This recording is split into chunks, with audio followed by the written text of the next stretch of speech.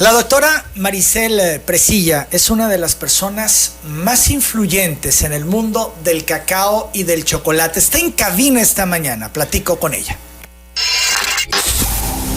Gabo Libros, Arte y Café presenta La Entrevista con Emanuel Civilla. La Entrevista. Doctora, para mí es un honor recibirla en cabina. Bienvenida a Telereportaje. Muchas gracias. Es un placer estar aquí con ustedes. Le acompaña el secretario de Turismo, José Nieves. Pepe, ¿cómo estás? Muy bien, muy buenos días, Emanuel. Para que tengan contexto de quién es la doctora Maricel Presilla, bueno, ella tiene un doctorado en historia, es escritora galardonada, historiadora culinaria, chef, restauradora, es miembro de la junta directiva de la Fine Chocolate Industry Association. También en 2013 su obra maestra, Gran Cocina Latina, The Food of Latin America, fue reconocida como un Cookbook of the Year y como Best General Cookbook por la International Association of Culinary Professionals. Ha escrito sobre las mujeres mayas en la elaboración del cacao y chocolate. En fin, podría llevarme muchos minutos. La única cosa que no has mencionado es que escribió un libro sobre chiles.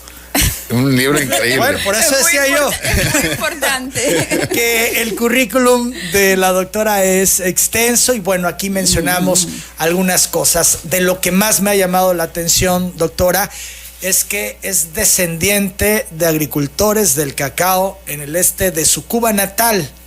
30 años a desentrañar los misterios del cacao y chocolates finos. Cuénteme de esta historia de sus descendientes agricultores. Bueno, la familia de mi padre todavía vive en un sitio paradisíaco, muy cerca de la ciudad de Baracoa, que es la primera ciudad española de Cuba.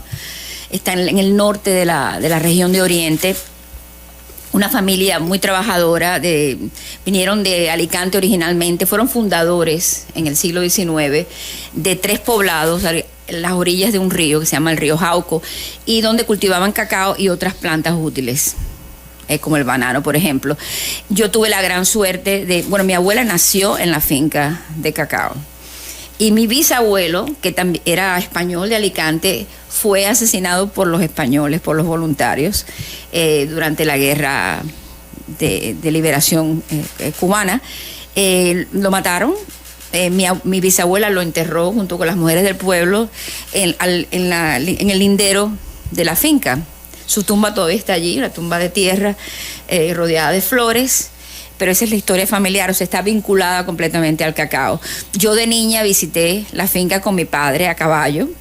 Fuimos cruzando el río Jauco hasta llegar a esta pequeña comunidad que se llama Cañas, y por primera vez probé el cacao. Mi padre, pintor maravilloso, acostumbraba a llevar mazorcas de cacao a Santiago de Cuba, donde yo nací, para pintarlas, y a veces no nos dejaba tocar las mazorcas. Yo tenía una imagen idílica, mítica, de que las mazorcas contenían bombones.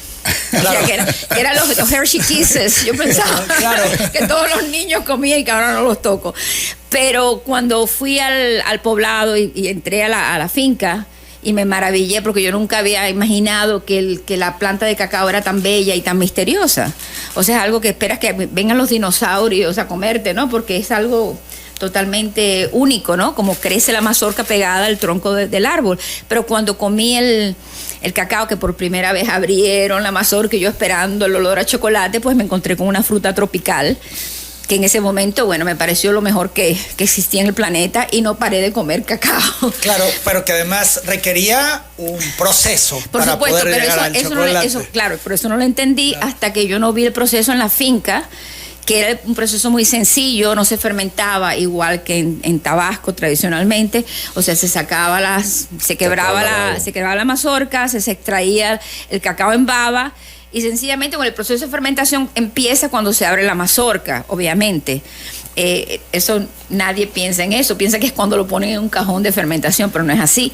Pero luego se extendía en unas gavetas de secado que se guardaban en una estructura de 2 salas, como se hace usualmente en el Caribe, y luego las mujeres de la familia tostaban no tostaba en un comal, sino en una cazuela de hierro, como se tostaba el café a fuego de leña, y luego se descascarillaba y se molía, no en un metate, porque esa no es la tradición, sino en un molino de maíz. Y así se hacían unas bolas, a veces se le ponía harina y azúcar y se disolvía en agua o leche. Entonces yo entendí realmente cómo era el proceso, lo más sencillo, y siempre he buscado, porque esa es una forma sostenible, porque esa finca tenía de todo. Tenía caña de azúcar, tenía frutales, hacienda, tenía café, era una hacienda. Claro, y doctora, ahí es donde hace clic con el tema del cacao. Realmente sí, pero a mí me viene esto como una forma de acupuntura, realmente. Cuando empiezo, explíquenos eso. O sea, emocional, no sensorial. Yo estudié historia, soy medievalista, tengo un doctorado en historia medieval. También me he dedicado a la gastronomía, a la historia de la gastronomía. Pero cuando voy a Venezuela, estoy haciendo trabajo de investigación para mi libro Gran Cocina Latina, que es un libro de casi 1000 páginas de la cocina de toda Latinoamérica, hay mucho de México ahí. Y llego a Venezuela a visitar comunidades en zonas cacauteras, no necesariamente porque tenían cacao, sino porque coincidí. Y me encuentro con gente muy importante en el mundo del chocolate y el cacao en Venezuela. Inclusive alguien que es el presidente de esta compañía que se llama El Rey. Chocolate es El Rey. Realmente una compañía pionera. Y al conocerlo y al probar el cacao de Venezuela y ver el trabajo de los venezolanos, se me enciende, o sea, hago la conexión, el arquetipo de mi memoria, que eso es algo que usamos mucho en nuestras clases, la memoria sensorial de sentarme debajo de un árbol en la finca de la abuela a comer cacao y probar ese chocolate en taza tan tradicional, pues todo eso hice la conexión y digo, esta soy yo, esto es parte de mi ADN. Y tuve la gran suerte que al conocer a Jorge Redmond, pues se abrió otro mundo, porque él dijo, ¿por qué no nos ayudas a mercadear nuestro chocolate que queremos introducirlo en los Estados Unidos, en Europa y tal? Vamos a hacer las rutas del cacao. Y yo jamás había hecho eso. Y yo le dije, yo me atrevo. Pero creamos algo muy interesante, porque como yo soy historiadora y antropóloga, tengo una percepción un poco diferente que el que simplemente hace mercadeo. Yo involucré todo el tema histórico, cultural, en esas rutas del cacao se invitaron a gente importantísima. Yo dividí los Estados Unidos en sectores, dije, vamos a invitar a la gente de este sector de los Estados Unidos, o sea, vamos a hablar de Nueva York, luego de California, etcétera. Llevamos siempre periodistas con nosotros, gente interesantísima, para que pudieran escribir artículos, y creamos unas rutas tan increíbles que son irrepetibles. Nos recorrimos el país entero, y yo realmente me di cuenta ahí que que esa vocación era mía.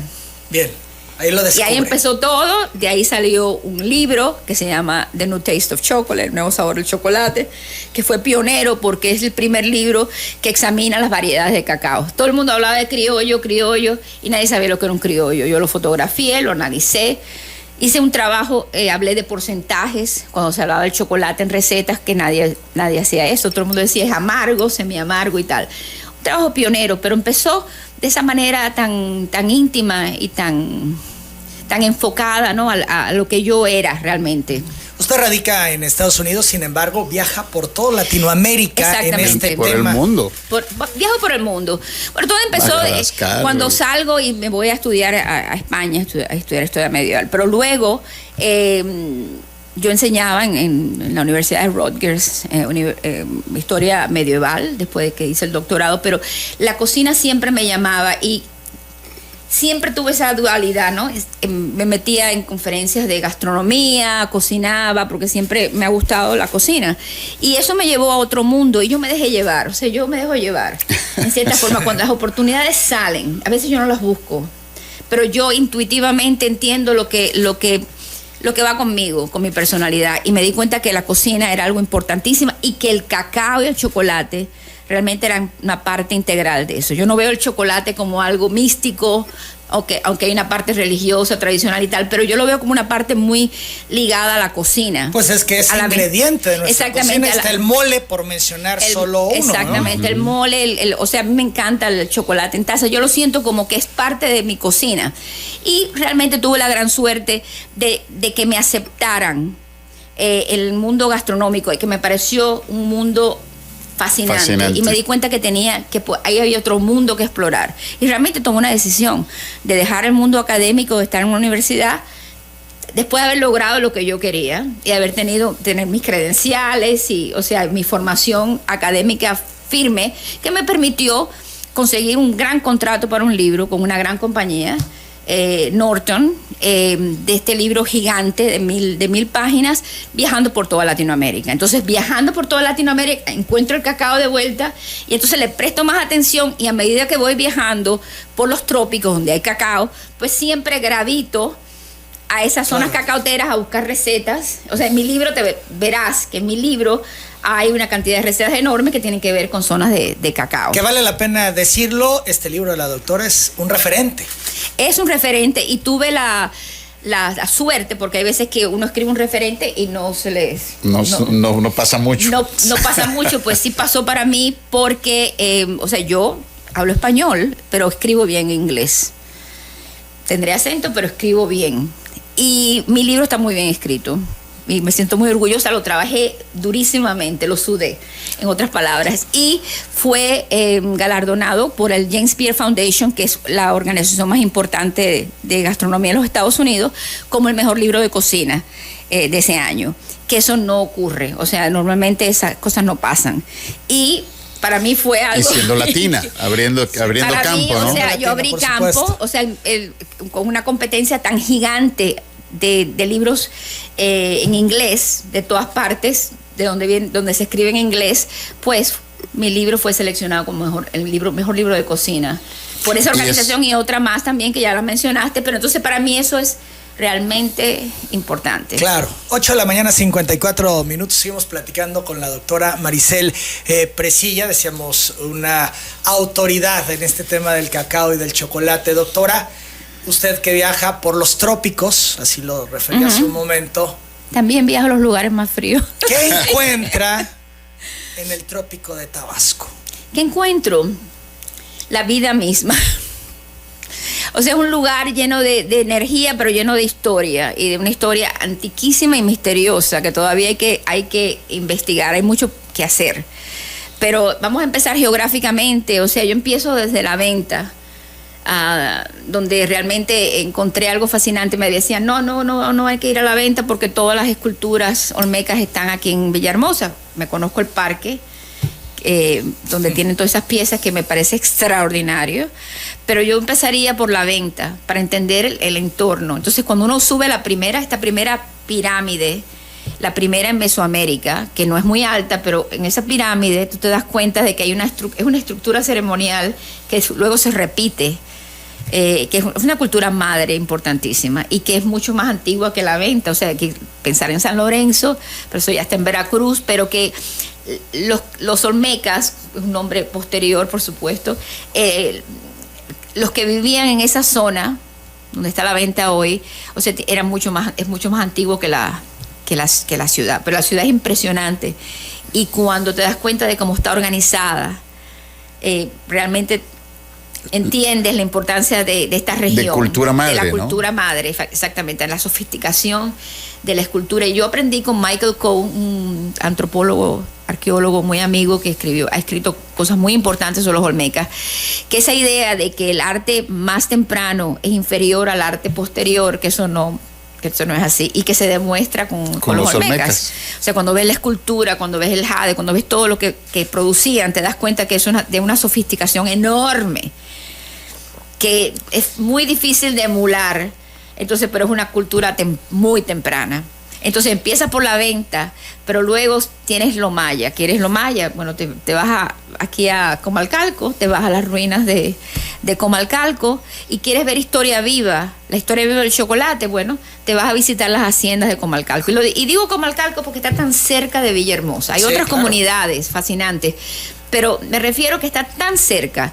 Tienes esas haciendas que es la época colonial. Que no es común en Perú, en Ecuador, no está todo lejísimo. Aquí está en medio de la ciudad. Y sobre todo en Perú, bueno, vamos a la Amazonía, es muy interesante porque tiene los grupos genéticos del cacao, y hay otro tipo de historia, pero aquí tienes una historia monumental al lado, una historia monumental mesoamericana, pero tienes una historia arquitectónica también colonial. Tienes las haciendas y en las haciendas ves el tipo de tecnología que existía para trabajar el cacao. O sea, tenía su tecnología, porque hay máquinas de lavar, máquinas para lavar el cacao. De madera. Exactamente. O sea, toallas. Las toallas, que son esculturas de madera extraordinarias. Y luego ves a las mujeres chontales que te demuestran la historia viva del chocolate. Historia viva. Esto que ha visto, que ha podido vivir en Tabasco, ¿no lo esperaba? Bueno, virtualmente esperaba algo complejo, pero no, nada, o sea, mi memoria palidece, o lo que aprendí palidece en comparación con lo que hay. Superó sus expectativas. Superó mis expectativas y lo descubro, aprendo más cada vez que vengo. O sea, que hay veces que uno conoce un sitio y no hay sorpresas, ¿no? Pero cada vez que yo vengo... tengo una sorpresa. O a veces, por ejemplo, o a veces tengo una memoria de algo maravilloso que comí y vuelvo. Y hay veces que no, la expectación es mayor que la realidad. Pero, por ejemplo, mi restaurante favorito del planeta está aquí. ¿Cocina Chontal? Sí.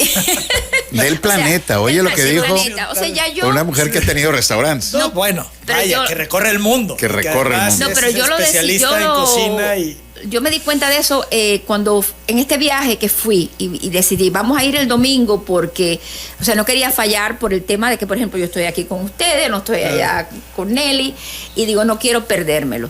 Entonces hay veces que uno regresa a un restaurante y no es lo mismo que la vez anterior, pero no, este era todavía más rico que el viaje anterior. La siguiente vez fue mejor.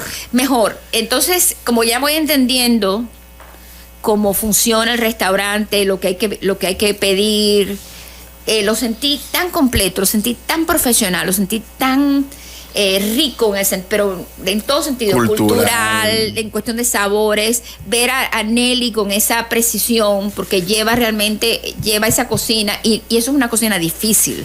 O sea, cocinar en leña requiere una sofisticación y una habilidad enorme. O sea, te ves el horneado el horneado de Nelly es una historia de amor con la olla, porque tiene una serie de etapas, hay que cuidarlo, o sea, no es un trabajo mecánico, sino que hay una interacción entre la cocinera y el fuego, pasión y el barro, y una pasión detrás de todo eso. Y esa consistencia, porque desde que la primera vez que fui con Alejandro Campos y Ana Beatriz, su esposa, lo sentí como algo especial, pero a medida que he ido, porque no me lo pierdo, y voy a veces hasta 2 veces, pienso que es uno de los grandes restaurantes del mundo. ¡Wow! Del mundo. ¿Cuál es su platillo favorito ahí? Bueno, vale la pena. El horneado es uno de mis platos favoritos, pero tienen algo con chicharrón que se llama, pero siempre los que lo pronuncio lo voy a pronunciar mal. Castacán. Castacán. O sea, yo puedo comer varios platos de castacán. Totalmente. Lo siento. Y es de una profundidad de sabores, pero con sencillez, porque la salsa no es una salsa muy compleja como un sofrito, pero qué plato más delicioso. Pero, que ya se le antojó, ya le vi. Sí, totalmente. Y el horneado es una obra de arte, pero todo, sí, el todo, agua de realmente. Tienen el agua de matalí, la combinación de agua matalí con algo que descubrí. Nosotros le llamamos el matalí cucaracha y nadie le presta atención. ¿Cómo? Allá en todas partes de las Américas, ¿cucaracha? donde crece el matalí, que es una maravilla, le dicen cucaracha. No, pues es una delicia. Yo vine, la vez pasada vine con un asistente que viene de Costa Rica. Fue un descubrimiento para él. Nos volvimos locos con el matalí. Entonces, ahora todo el mundo quiere tener matalí para hacer la bebida. Obviamente hace falta echarle limón para que tengas el color y tal, para que fije el color. Pero a mí me parece una de las grandes cosas, una de las bebidas más deliciosas, el agua. Es buenísima. Pero bueno, en la casa de ustedes siempre hay en casa, en donde Nelly te dan una jarra así rebosante, una jarra de peltre, ¿no? azul, llena de matalí, generosa. Que además eso es parte de, ¿no? ¿Cómo lo sirven? ¿Dónde lo sirven? Exactamente. ¿No? Entonces, eso para mí... Está místico, ¿no? Exactamente. Entonces, de esencia. Cuando yo voy ahí, yo fui en una ocasión que fuimos a las ruinas de Comalcalco. Beatriz me dejó ahí y yo estaba solita con el guía. Ese día no había nadie. Y entonces yo volví y entré al restaurante donde estaba cerrado, pero yo lo pude vivir así cerradito. Todos los platos de barro, que son ahumados, no son cualquier tipo de platos. Todo es barro, o sea, es fuego, madera, barro. Y hay ella tiene un... Leña. No, sí, claro. Cocina de humo. Cocina de humo. Sí, pero sí. Hablando del humo, ella tiene un lugar específico donde tiene un fuego siempre funcionando. Tiene las brasas para ahumar. Madre. No, ella ahuma todo lo que usa de barro. Los platos, los comales, todo se ahuma. Entonces la patina que tienen esos platos, cuando tú los tocas, es la vida misma. Entonces, claro. ¿Dónde hay algo parecido? Con esa intimidad y en que el cocinero esté tan involucrado directamente con lo que te comes, en muy pocos sitios. Las 2 de la mañana, 3 minutos. Seguimos platicando con la doctora Maricel Presilla. Vamos a ir a la pausa. Doctora, ¿cuál es el potencial de Tabasco? La calidad del cacao en Tabasco. Regresamos. La doctora Maricel Presilla fue la primera latina en cocinar en la Casa Blanca. Cuéntenos de esta historia, doctora. Bueno, eso fue una experiencia extraordinaria. Estaba yo con un grupo en Cusco y me llega una llamada que dicen que es de la Casa Blanca, que me querían invitar a cocinar y yo me reí porque pensé que era una broma. Una broma, ¿no? Pensé que era una broma, hasta que me mencionaron toda una serie de cosas, individuos. Inclusive me mencionaron al chef de la Casa Blanca, Bill Joseph, que había venido conmigo a las rutas del cacao en Venezuela. Entonces yo me di cuenta de que no era una broma. Entonces me preguntaron si yo podía ir. Era para el 12 de octubre, obviamente no se hizo el 12 de octubre, se hizo, creo que fue el 13 de octubre. Ese día, el 12 de octubre, es una fiesta nacional, nadie trabaja, entonces me tocó trabajar sola en la cocina de la Casa Blanca. Pero en ese momento, cuando me invitaron, me preguntaron que mirara mi calendario porque yo tenía que estar antes varios días para hacer la cena. Me dijeron que van a ser 400 personas, va a ser la primera fiesta latina de la administración Obama. Y yo tuve la audacia de decir, espérense, déjenme consultar mi calendario. O sea, los hice esperar unos minutos y te decía a mi grupo, la Casa Blanca. Entonces, sí, yo creo que voy a revisar cuando llegue. La disponibilidad de mi agenda. Exacto, ¿no? entonces, pero muy amable. Entonces dijeron, vamos a pensar en el menú, tuve que pensar en una... obviamente yo no podía representar a todos los países de Latinoamérica, pero dije, vamos a representarlos a través de los insumos. O sea, ¿cuáles son los ingredientes icónicos? O sea, chiles. Y te cuento algo de los chiles porque yo tengo pasión por los chiles. Y tiene un libro de chiles. Y tengo mi libro. Del cual me regaló una copia. Sí, tengo mi libro de chiles. Pero te cuento que me preguntaron algo muy bonito. Me preguntaron, ¿qué flores quieres? Entonces me preguntaron todo. Cómo yo quería presentar la comida. O sea, fue precioso. Había un concierto enorme. Ahí estaba Thalía, estaba Marc Anthony, estaba Jennifer López. Sí, los latinos más fue conocidos, ¿no? Fue increíble. Y me preguntaron que cómo yo quería, qué flores. Y yo, flores. Yo dije, yo quiero chiles. ¿En vez de flores, chiles? Yo dije, chiles. Me dijeron, chiles. Entonces llamaron al florista de la Casa Blanca porque tienen un florista. Y él encantado. Entonces yo le di... ¿Se sorprendió? Él no, el florista no. Pero los demás sí. Entonces el florista se encantó con la idea. Yo le dije, vamos a tener unos floreros como de cristal, altos, diferentes tamaños, y vamos a poner chiles dentro. Entonces yo le di a él la dirección y el teléfono de las personas con las que yo trabajo. Porque yo siempre he comprado chiles para mis restaurantes, para mi cocina. Y hay gente que cultiva chiles de todas partes. O sea, de México, no sabes, gente que... La variedad que tienen. Y entonces, bueno, todos esos chiles llegaron y se pusieron en esas urnas. Había de todo. Había chiles de Capsicum Annuum de México, había rocoto de Perú, etcétera. Toda la gama de chiles ajíes, como le decimos también nosotros, de Latinoamérica, maravillosamente puestos junto con la comida. Y también para la gente que llegó, para los invitados. No, aquello fue de sorpresa, ¿no? Encontrarse en vez de flores, chiles. Pero mira, ser historiador es importante, porque yo no hago nada casualmente. Porque yo siempre pienso en qué impacto voy a tener yo para el futuro. Cuando alguien hable de mí, cuando ya yo no esté. ¿Cuál va a ser mi legado? ¿Le importa mucho eso? Sí, muchísimo. La trascendencia de lo que hago. Y pensé cuál sería la trascendencia de cocinar en la Casa Blanca, de hacer un menú totalmente latino por primera vez. Menciónenos algunos en la de los Casa platos. Blanca. Yo lo que hice fueron 14 platos. 14 tiempos. 14.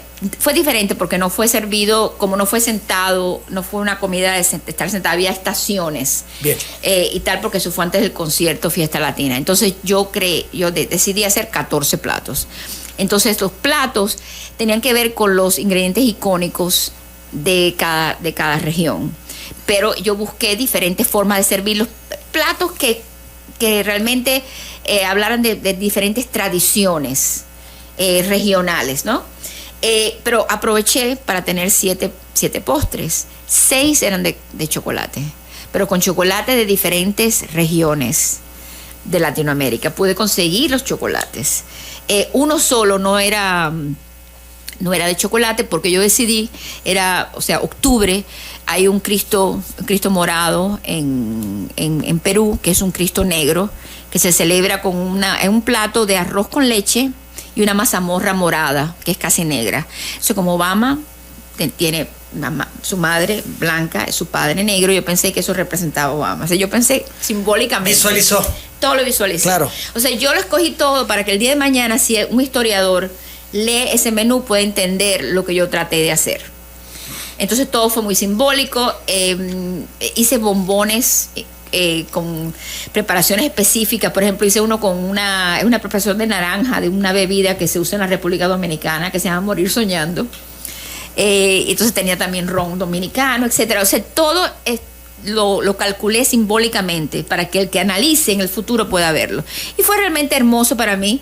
¿De México? ¿Algo en particular? Chiles. Había chiles en todo había chiles. O sea, yo dije, esa va a ser mi oda a México. O sea, cuna del chile, no de los chiles, porque todo viene de un chilito chiquitico que venía de Sudamérica, pero aquí los jardineros silenciosos de la historia de ese pequeño chilito lograron la gama de amplia, colores, sabores, de picor, dulzor, aquí increíble. en México, donde mayor diversidad. ¿Conoce el nuestro, el amachito? Ay, me encanta el amachito. El amachito es uno de mis es uno de mis favoritos, el amachito.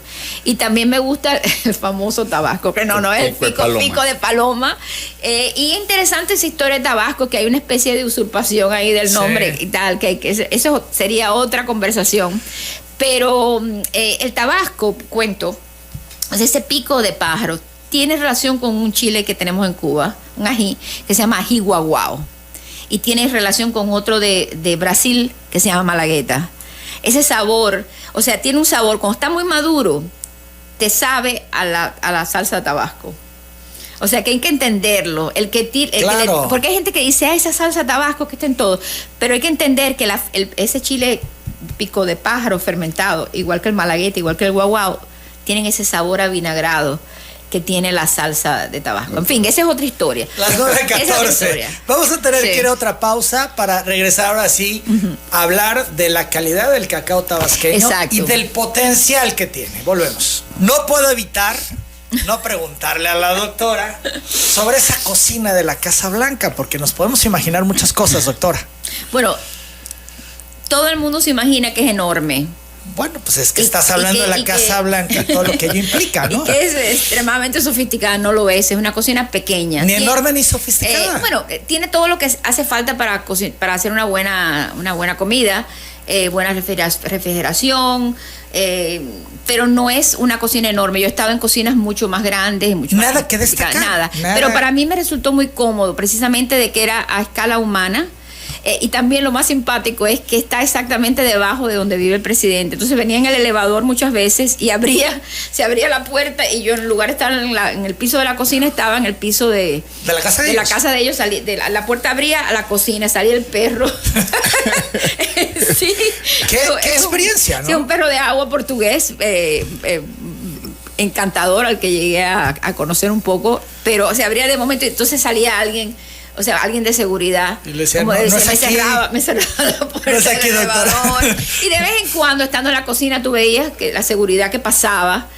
Inclusive también al salir a los jardines, ellos tenían un jardín, una huerta, tenían hasta tomatillos, chiles y todo eso en la huerta, sembrado por Michelle Obama. Y muy, muy simpático porque, bueno, yo me robé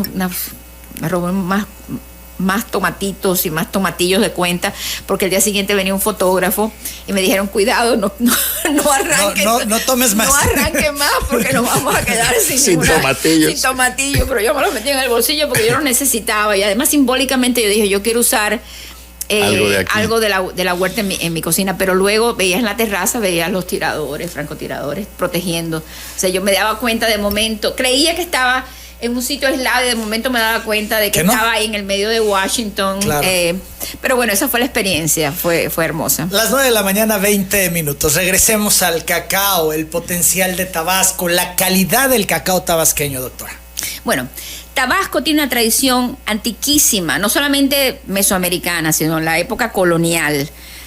Estas haciendas producían mucha cantidad de cacao, lo producían de cierta manera, tenía una gran aceptación, había productividad. Ahora hay un renacimiento. Qué bonito. O sea, ha habido me gustó como lo dijo. Hay un renacimiento. Hay un renacimiento, pero nadie lo había dicho así. Pero es notable. Hay un examen de prácticas ancestrales que son muy tradicionales, como el lavado, que tienen su lugar dentro de la artesanía, dentro del cacao artesanal para las bebidas de chocolate tradicionales.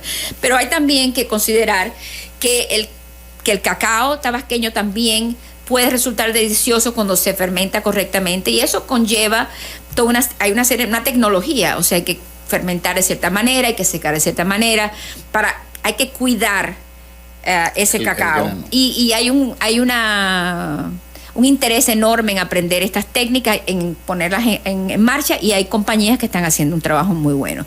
Lo que me emociona también es ver que Tabasco no es solamente zona productora de cacao, sino que también es zona productora de chocolate, pero claro. Chocolate fino que puede competir a nivel mundial. Bueno, han ganado premios internacionales. Se han ganado premios internacionales y yo veo el deseo de mejorar siempre. O sea, hay una retroalimentación cuando se entra a un concurso, por ejemplo, el nuestro, hay una retroalimentación porque cuando se le entrega al chocolatero las críticas del jurado.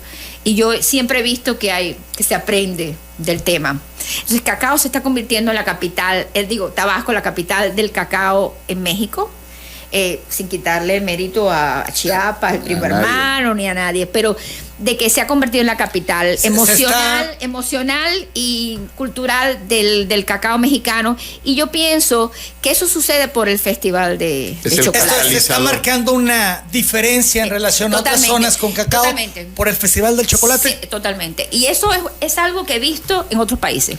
Por ejemplo, cuando comenzó el festival el Salón de Chocolate en Lima, que es el del Perú, hace 12 años, había una sola compañía, una sola empresa que del grano a la barra, una sola. Hoy en día Perú es líder. Nosotros tenemos una mano fuerte en Perú porque hace ya 7 años hemos hecho el concurso nacional del chocolate peruano, hemos ayudado. Y este año va a ser el primero en Tabasco. En Tabasco. Pero la cuestión es que damos cursos de capacitación, los mismos que hemos dado aquí los hemos hecho en Perú, hemos hecho el nivel 3, que es muy complejo, en la Amazonía peruana, y este año no lo vamos a hacer en Perú, no porque no queremos a los peruanos, pero lo vamos a hacer aquí en Tabasco. No, bueno, qué maravilla. 3. De hecho, están en estas capacitaciones, sí. ¿no? Sí, pero digo que, o sea, para nosotros en Perú, el foco, el punto focal de todo este esfuerzo fue el salón. El detonante. El detonante. Y yo lo que estoy viendo aquí en Tabasco es que la historia se repite, pero se repite inclusive de una forma mucho más brillante. Porque el tema, por ejemplo, el tema del arte, del folclore, el tema más tradicional, yo lo he vivido mucho más intensamente aquí en Tabasco. Entonces yo pienso que este festival ha sido el catalista del cambio. Porque ha evolucionado también, hay una evolución. Y cómo estamos ya hoy en exactamente, este festival. O sea, del yo chocolate, cada como año referente. he visto una transformación, pero he visto un entusiasmo. Entonces creo que el festival es la plataforma para el cacautero y para el chocolatero. Y al mismo tiempo es una ventana al mundo, porque como se invitan a personajes del mundo del cacao y el chocolate de todas partes del mundo, pues hay una interacción que sirve para promover el turismo, sirve para crear lazos directos entre un comprador y un vendedor. Se aprende porque siempre tienes a alguien que puede impartir una videoconferencia, una plática, conversatorio. Se establecen relaciones que duran toda la vida, muchas veces, y yo pienso que el hecho de que Turismo, Pepe Nieves y su equipo han decidido que van a apostar por cursos como el mío, o sea que yo he llegado y yo he visto el cambio, o sea, entre el primer nivel, que lo hicimos aquí en el hotel, ahí al lado en el Crown. En el Crown, se hizo allí. Luego he visto la segunda vez que hice nivel 1 y 2 dentro del festival, que fue otra experiencia increíble. Salón Pataxte. Le llamaban Pataxte porque yo traje un Pataxte, lo abrí y olía a Pataxte. Y ahora que he venido aquí, he estado en la universidad y que hemos tenido, o sea, el nivel 1, 34 estudiantes, 27 el nivel 2, de toda la república, no solamente de Tabasco, se abrió toda la república. Y un entusiasmo, y yo te cuento que a veces terminábamos tarde, y yo te aseguro que si yo decía, vamos a quedarnos hasta las 10 de la noche, se quedaban, porque lo he vivido aquí. El interés que hay y la pasión con la pasión. Y todas las preguntas puntuales se hubieran podido quedar conversando. A veces tenía que mandarlos a callar porque eran demasiado bulliciosos los calladitos. Yo le decía, yo nunca he tenido un grupo tan elocuente. Todo el mundo quería conversar, y no de boberías, sino de cosas puntuales importantes. Del tema que estaban abordando. Importantes. O sea, me daba pena pararlos porque yo estaba aprendiendo de lo que ellos decían. Pero fue intensísimo. Pero eso se está dando en Tabasco, pero viene por el festival. ¿Estas certificaciones pueden marcar la diferencia o están marcando la diferencia? Sin duda. Han marcado la diferencia de chocolateros en todas partes del mundo donde lo hemos hecho. ¿Cuáles son los números? Yo te voy a dar un referente que creo que es muy importante. Pepe Nieves, a ver. 2016, si no me recuerdo, 2015, el primer tabasqueño y uno de los primeros mexicanos que toma una certificación se llama Alejandro Campos, con Hacienda La Luz. Y desde que toma él su capacitación a 2023, 7, 8 años, tiene 60 International Chocolate Awards, lo cual lo ha puesto al nivel de cualquier chocolatero de lo más sofisticado a nivel mundial. No estás hablando de que en México es destacado, no, a nivel internacional. Pero cuando yo me enteré de eso... Pero lo que quería decir es que es alguien que decide, que viaja para aprender. Y luego no es egoísta en el sentido de que él quiere que lo mismo que él ha experimentado, que se dé aquí. Así es. Y él, cuando a mí me platica de Maricel, que a mí me toca organizar el Festival del Chocolate, entramos en contacto con Maricel, le pedí que se pudiera dar la certificación nivel 1, me costó un poquito de trabajo, pero dijo, bueno, vamos a ver, no conocía Tabasco, que había estado aquí, y dimos la primer certificación de nivel 1 en el año 2019. Un grupo de 22, si yo no mal recuerdo, pero déjame darte un dato. Antes de 2019, en el país había 2 personas certificados a nivel 2. No hay ni uno en México hasta hoy en nivel 3. No hay ni uno. Entonces, si con 2 gentes ya juntas han logrado 65 International Chocolate Awards, quiere decir, ya están compitiendo con las grandes chocolateras a nivel internacional. Imagínate después de 2019, 20 gentes. En el 2019, 2022, el año pasado en Tabasco, 20 en nivel 1 y 18 en nivel 2. Este año se acaban de certificar 36 en nivel 1 y 34 en nivel 1 y 27 en nivel 2. En nivel 2. Pero además vamos a catalizar todo esto para que durante el festival y vamos a lanzar dos cosas muy interesantes que ya están amarradas. A ver. Dos cosas muy interesantes. Primera, vamos a tener esas capacitaciones durante el festival nivel 1, 2 y 3. En Latinoamérica solamente se ha dado la certificación 3 en Perú.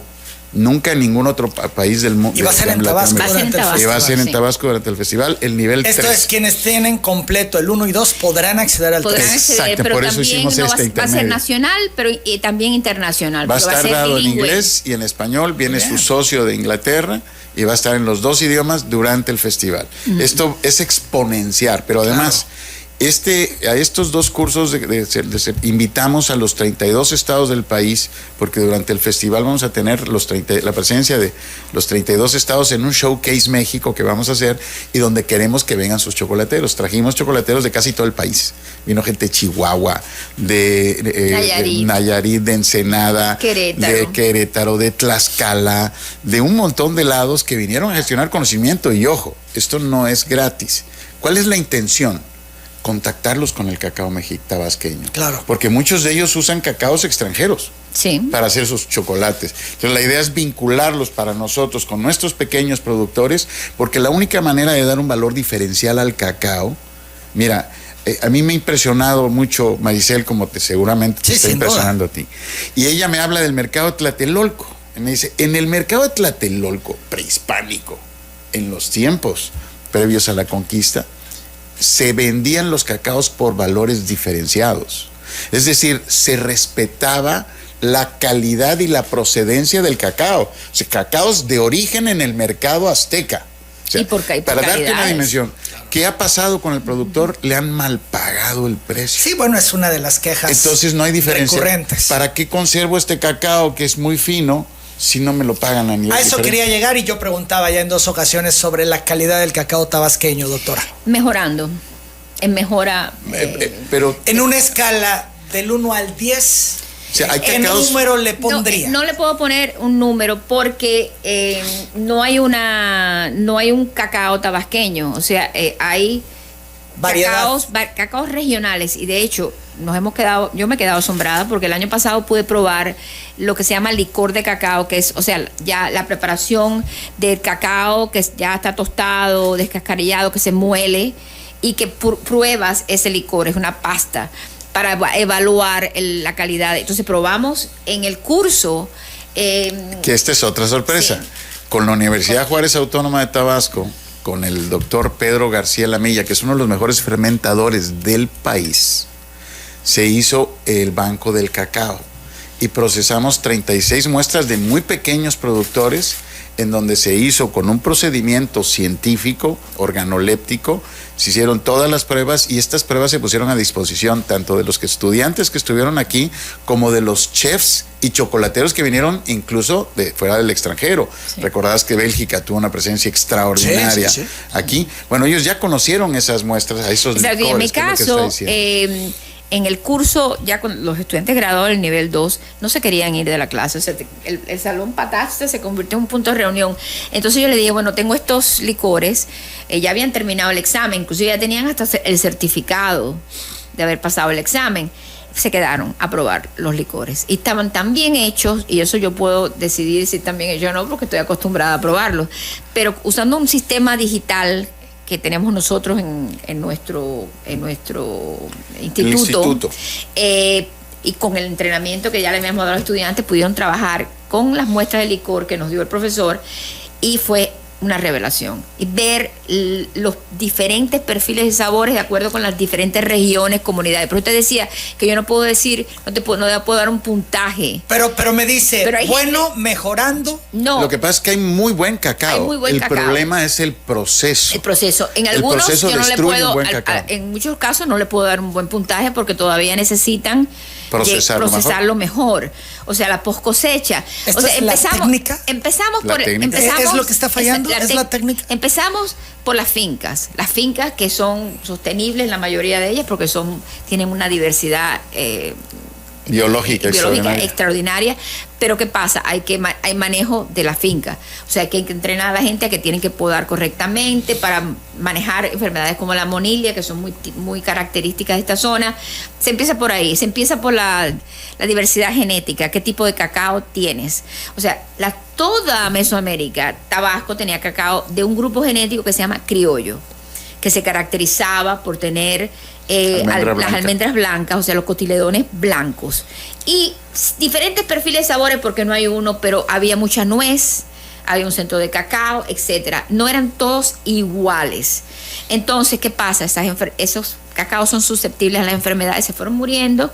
Otros cacaos de otro grupo genético llamado melonado llegaron a la zona, llegaron otros tipos de cacao que la calidad no era la misma. Hay una hibridización porque se siembra, se propaga por semilla. Cuando siembras por semilla no vas a tener la fotocopia del árbol madre, sino vas a tener una diversidad enorme, vas a tener toda la parentela. Entonces, hay una diversidad un poquito caótica, entonces hay que entender eso. Luego viene el tema de la post cosecha, hay que saber cómo se cosecha. Desde el momento que agarras y cortas y quiebras la mazorca, empiezas a tener cuidado. Entonces, sigue las prácticas ancestrales como el lavado. Yo no voy a criticar el lavado porque es una práctica colonial que precolombina y precolombina al mismo tiempo, pero ¿por qué sucede? El cacao criollo no se fermentaba demasiado, no había que fermentarlo por más de 2 días. Entonces eso sigue en la mentalidad. Entonces se hace prácticamente como si todo el cacao fuera criollo, genéticamente puro. Entonces, pero son cacaos que a lo mejor necesitan 6 días de fermentación. Entonces no tienes el proceso. Pero yo productor no me voy a esforzar más porque no hay valor diferenciado. Pero si no hay valor, tema exacto. Es llegar a que la gente entienda que estas pequeñas producciones de cacaos finos, que todos tienen en sus fincas, pero lo malprocesan, porque lo procesan como si fuera cualquier cacao. Porque no le dan valor diferenciado. La intencionalidad profunda es acercar esas pequeñas producciones de cacaos finos a quienes le pueden pagar un precio diferente. Hay un mercado, que no es la industria. Hay un mercado para todos estos tipos de cacao. Hay un mercado para el mercado lavado. Hay una industria artesanal que trabaja con el mercado lavado porque tiene un fin específico. Pero luego hay cacaos, y todavía hay cacaos por explorar, porque todos los días se encuentra algo interesante que necesitan otros protocolos. Entonces, cuando he visto cosas que no están muy bien hechas, que necesitan mejora, he encontrado cosas muy bien hechas que exploran toda la diversidad, la gama de sabor de diferentes tipos genéticos. He visto, por ejemplo, hay un cacao que vas a encontrar un cacao fino, que es lo que le llaman aquí almendra blanca, que no es un criollo, pero es almendra blanca, que tiene toda la característica del terroir, quiere decir del entorno, que cuando se fermenta bien, es delicioso, tiene un color precioso y ya se están elaborando magníficos chocolates con ese cacao. Pues es una gran noticia todo esto que nos platican. De pronto en los noticieros prevalecen no las buenas noticias y hoy ha sido una plática deliciosa de muy buenas noticias, cosa que a mí en lo particular me emociona porque, bueno, pues hay una ruta muy bien trazada sobre lo que se debe de hacer y hacia dónde se debe de ir. Yo por ello, bueno, pues me congratulo también de haber podido platicar con usted, doctora. Ha sido un privilegio, le reconocemos y le admiramos por todos los logros que ha tenido. María Velázquez le pregunta el nombre del libro que comentamos sobre el chocolate y dónde puede comprarlo. Bueno, se llama The New Taste of Chocolate, es una historia cultural y natural del cacao, pero con recetas y recetas muy buenas. Pero bueno, muchas gracias por esa pregunta. Se puede comprar en Amazon porque no, obviamente no sé cómo será el tema aquí en México, pero una de las cosas que no dijimos es que no terminamos de decir que tenemos 2 concursos planeados para el festival. Rápidamente, Pepe, que me muy rápido. Por primera vez en el país, soportado por el Instituto de la Cata del Cacao y Chocolate y por el International Chocolate Awards, vamos a tener, y la Universidad Juárez Autónoma de Tabasco y nosotros, vamos a tener el primer concurso nacional del cacao. Ojo, no del chocolate, del cacao. Esto va a ser referente a nivel mundial. Y el primer concurso nacional del chocolate fino mexicano. Qué bueno. Es una muy buena noticia también estos 2 concursos que vienen a complementar, A redondear. ¿no? A complementar todo esto que va a tener el Festival del Chocolate y que ya lo estamos esperando por todo lo que nos han ido adelantando que va a haber. Alejandra Casanova me dice: me emociona hasta las lágrimas esta entrevista. Ahí está pendiente Alejandra. Por otro lado, Enrique Muñoz me dice: buen día, Emanuel, tu entrevistada trae la J de Tabasco. La J de Tabasco. Bueno, Manuel Gómez Sánchez dice: es muy interesante y emocionante lo que platica Maricel. Se nota que sabe mucho sobre el cacao y conoce muchas regiones del mundo donde se cultiva, que es bienvenida a Tabasco. Gustavo Martínez Valenzuela felicita a Maricel, le dice que le alegra escuchar las cosas que está compartiendo el cacao. Dice: en el estado la producción se abandonó. Por eso exhorta al gobierno para que apoye e impulse. Entiendo que todas estas acciones responden a ello, ¿no? Para por promover. supuesto. Y déjame decirte que gracias al apoyo del gobernador Carlos Manuel Merino Campos, vamos a tener un festival del chocolate extraordinario este año. Además de todo lo que estamos haciendo por su autorización, vamos a estar trabajando con 2 naves. Pasamos de 8,000 metros cuadrados a 13,000 metros cuadrados. ¿Nunca habían sido las 2 naves? Alguna vez sí, pero vamos a tener cocineras tradicionales de todo el país, del mundo maya y por supuesto nuestras tabasqueñas. 2,000 metros cuadrados adicionales a estos 13,000 de cocina de fogón. Pues vamos a tener que ir todos los días y desde temprano y hasta la noche para poder recorrerlo todo y disfrutar de todo. Les agradezco mucho, en verdad, valoro que hayan estado esta mañana aquí en Telereportaje. Ayer terminaron la capacitación, tengo entendido. Así es. ¿Hasta cuándo estará por Tabasco? No, es un viaje corto, porque de aquí me voy a dar clases a Colombia. Colombia. A Colombia, o sea, Me voy casi mañana de temprano. Villahermosa a Colombia. Exactamente, pero aprovecho cada minuto. Muy bien, excelente. Pues feliz resto de estancia, Muchas doctora. gracias. Siempre será bien recibida aquí en Tabasco.